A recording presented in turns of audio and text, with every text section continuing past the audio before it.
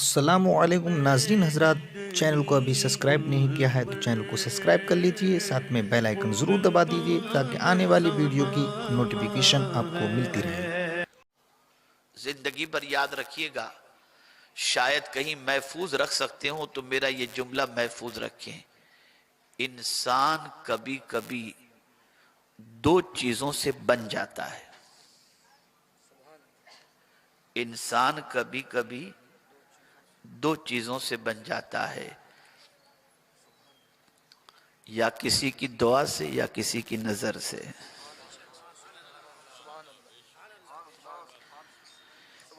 किसी की नजर पड़ जाए तो बन जाता है, और किसी की दुआ मिल जाए तो बन जाता है।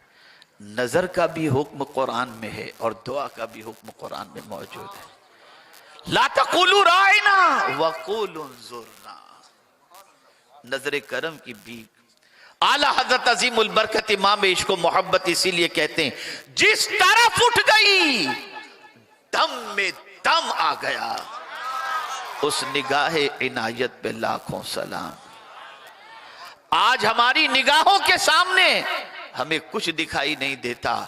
अल्लाह वालों का हाल ये होता कि सदियों के बाद होने वाली चीजों की खबर वो पहले से दे दिया करते थे, यहां देती होते थे यहां पर, और नजर लोहे महफूज पर हुआ करती थी। अल्लाह अकबर। अब सवाल ये पैदा होता है, आंखें उनकी भी थी, आंखें हमारी भी हैं, हमें अपने पैरों के तले जमीन नजर नहीं आती और उन्हें लोहे महफूज क्यों नजर आता था? वजह सबसे बड़ी ये थी, उनकी निगाहें और निगाहों की पाकी, उनकी निगाह जिस पर पड़ जाती, अल्लाह दिल की दुनिया बदल देती। कौन आ रहा है, कौन जा रहा है, न ये दुकान न वो दुकान, कुछ भी नहीं, बस निगाह नीचे के चले जा रहे हैं। और यहां मुझे एक बात याद आ रही है निगाह की। एक मां की तड़प पैदा हुई, तवज्जो चाहूंगा। एक मां और एक बाप की तड़प पैदा हुई कि मेरे बच्चे को भी अल्लाह के रसूल की जियारत नसीब हो जाए। क्या माएं थी और क्या बाप थे। तो क्या किया उन्होंने? छोटी सी उम्र से बच्चे को तालीम देते रहे, बेटे निगाह नीची करके चलना, बेटा निगाह नीची करके चलना। अब ये बच्चा हो गया 7 साल का, फिर हुआ 8 साल, रास्ते में चलता तो बहुत सारी रिश्तेदार खवातीन उसे सलाम करती, वो नीचे निगाह करके वालेकुम अस्सलाम कहता हुआ गुजर जाता। तो खवातीन जा करके उस बच्चे की मां को शिकायत करते हैं, तेरा बेटा तो हमें पहचानता नहीं। अब क्या कर रहे हैं यार, यहीं खड़े रह के करना है आपको सब। एक मरतबा दुरूद शरीफ पढ़े, अल्लाहुम्मा सल्ली अला सय्यिदिना व मौलाना मुहम्मद मादिनिल जूद वल करम व आलि व अस्हाबी व बारिक वसल्लम। आप जानते हैं उस बच्चे की मां को खवातीन ने शिकायत की, तेरा बच्चा तो निगाह उठाकर हमें देखता ही नहीं और बस गुजर जाता है निगाह नीची किए हुए, जैसे पहचानता ही नहीं। बच्चे ने मां से पूछा, मां ने बच्चे से पूछा, बेटे तू आंटी को देख के सलाम नहीं करता, खाला को देख के सलाम नहीं करता, बेटे सलाम कर लेना चाहिए। कहा मां मैं क्या करूं, तूने ही तो मुझे तालीम दी है कि निगाह नीची करके चला कर। उसका फायदा क्या हुआ मालूम है? जवानी की दहलीज पर पहुंचने तक 300 मरतबा हुजूर की जियारत नसीब हुई।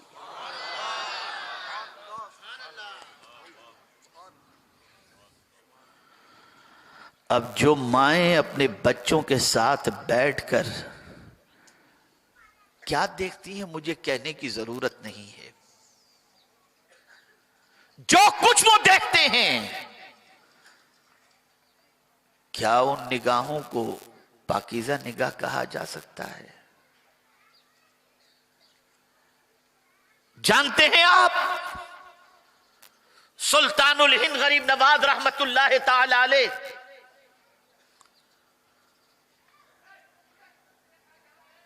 जब उन पर जादू करना हुआ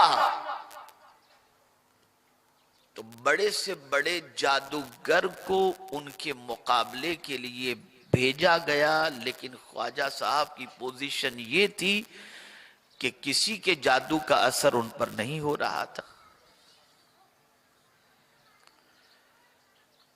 फिर एक बड़े जादूगर ने कहा कि ख्वाजा साहब पर जादू का असर इसलिए नहीं होता कि ख्वाजा साहब की निगाहें बहुत पाक हैं, जब तक इनकी निगाहों को नापाक नहीं करोगे जादू का असर नहीं होगा। कहा ठीक है चलो ये भी कर लेते हैं।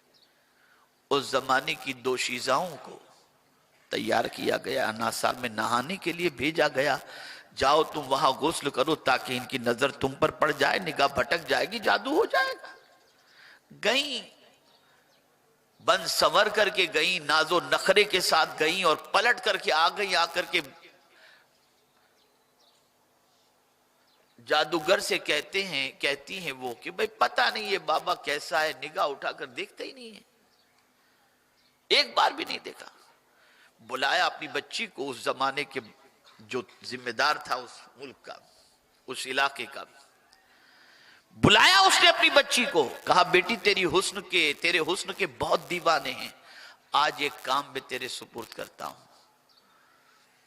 बेटी अपने हुस्न के अंदर तू मोइनुद्दीन को गिरफ्तार कर ले, बन संवर करके जा और किसी भी तरह से अपनी मोहब्बत में उसे गिरफ्तार कर ले। बच्ची ने कहा बाएं हाथ का खेल है, तैयार हुई और बन संवर कर गई। ख्वाजा साहब कुरान शरीफ की तिलावत कर रहे थे,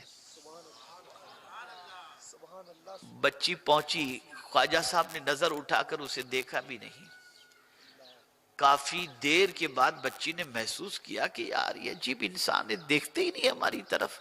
तो कहते या मोइनुद्दीन, बच्ची ने कहा। थोड़ी देर के बाद ख्वाजा साहब ने निगाह उठाकर कहा लब्बैक या बिनती, ए मेरी बेटी मैं हाजिर हूं। बस इतना सुनना था, वो गिर गई। थोड़ी देर के बाद कलेमा पढ़ करके मुसलमान हो गए। आप अंदाजा लगाएं, आंखों को फाड़ फाड़ करके बच्चियों को देखने वालों, जरा सोचो कयामत में क्या होगा। गंदी पिक्चरों को देखने वालों, कहां से तुम्हें नमाज में लुत्फ मिलेगा। आवारगी की दहलीज पर पहुंचने वालों, तुम्हारी आंखों को कब सुकून की दौलत नसीब होगी और तुम्हारे कल्ब को कब करार नसीब होगा। ऐ रसूल गिरामी वकार सल्लल्लाहु ताला अलैहि वसल्लम के दीवानों, इस बात को अच्छी तरीके से जहन के अंदर महफूज कर लो कि दिल का सिर्फ पाक होना जरूरी नहीं है, दिल के साथ साथ निगाह का भी पाक होना जरूरी है, वजूद का भी पाक होना जरूरी है, कपड़ों का भी पाक होना जरूरी है। अरे जहां बैठो वो जगह का भी पाक होना जरूरी है। और दिन में तुम्हें इस चीज की तालीम पाकीज़गी की इस तरीके से दी जाती है कि 5 वक्त की नमाज से पहले तुम अपना एहतसाब करो कि तुम्हारा कपड़ा पाक है कि नहीं, तुम्हारा बदन पाक है कि नहीं, जहां नमाज पढ़ रहे हो वो जगह पाक है कि नहीं। तुम्हें पाकीज़गी की इतनी तालीम दी गई ताकि इस वजह से तुम पाकीज़गी के इतने आदी बन जाओ कि तुम्हारा पूरा वजूद पाकीज़गी की गवाही देता हुआ नजर